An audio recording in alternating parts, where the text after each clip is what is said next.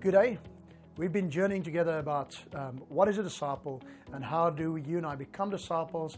Today I'm going to focus on how we become a disciple of Jesus. If we look at the Word of God, last week we spoke about a disciple as someone who follows Jesus. They fellowship with other believers and they fish for people. They reach out to those who do not know Jesus. I know that is a trembling thought for many people. And as much as a trembling thought, it's not based on our own strength, your personality, and your gift. If we could get people saved apart from Jesus, then what is salvation? Salvation is the work of Jesus in people's lives. He just used us as instruments. What personality type was the person who led you to Christ? Well, you don't know because you didn't care. You were just so thankful that somebody shared the gospel with you. Our personalities are not an obstacle to the gospel. It should not be an obstacle. God uses whoever wants to avail themselves so we can become Christians with a purpose on earth to affect other people's lives.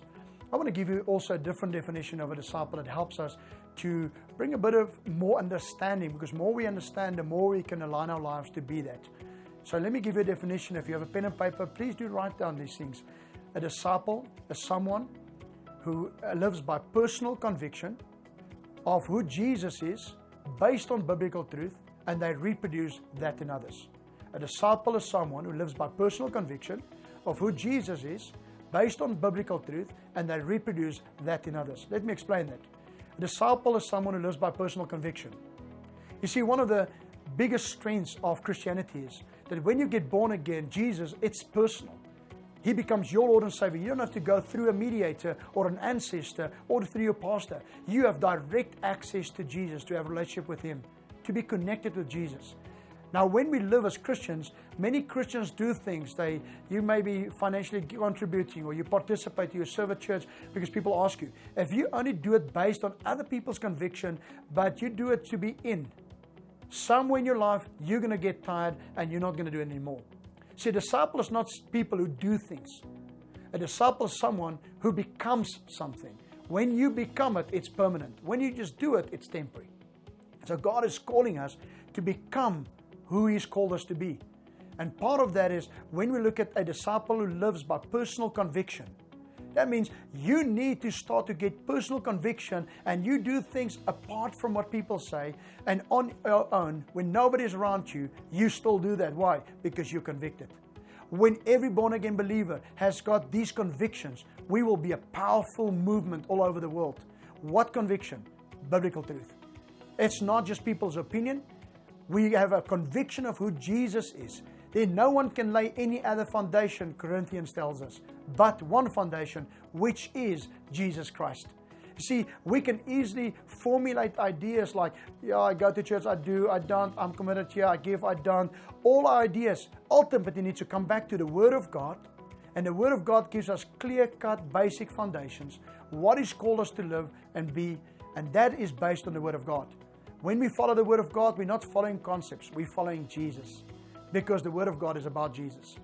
So I'm calling you today that you build your convictions on Jesus. Read the Word of God as if it is the person Jesus speaking to you directly. From that personal conviction that you have about Jesus, now you do things from a pure motive, which is ultimately sin, is not just in our actions.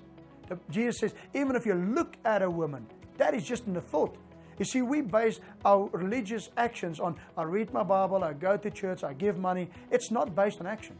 It goes right down to the intention of motive, which the gospel deals with our motives, not just our actions. The gospel is an inside-out transformation. And Jesus is calling you and me to that place where we live from these deep, in-rooted convictions. If other people stop, you continue because you're convicted. And then He says we reproduce that in others. Because we're so deeply convicted, we then can start to share with other people and bring Jesus to, not our convictions, we bring the Word of God to them. We're not enforcing our own opinions. We bring Jesus to them so they base their conviction on who Jesus is. So I hope from this session you understand that a disciple is someone who lives by personal conviction. Are you convicted about the things you do? Study the Word of God. Take your convictions, get it from the Word of God. And the Word of God is about Jesus. Get to know Him as a person.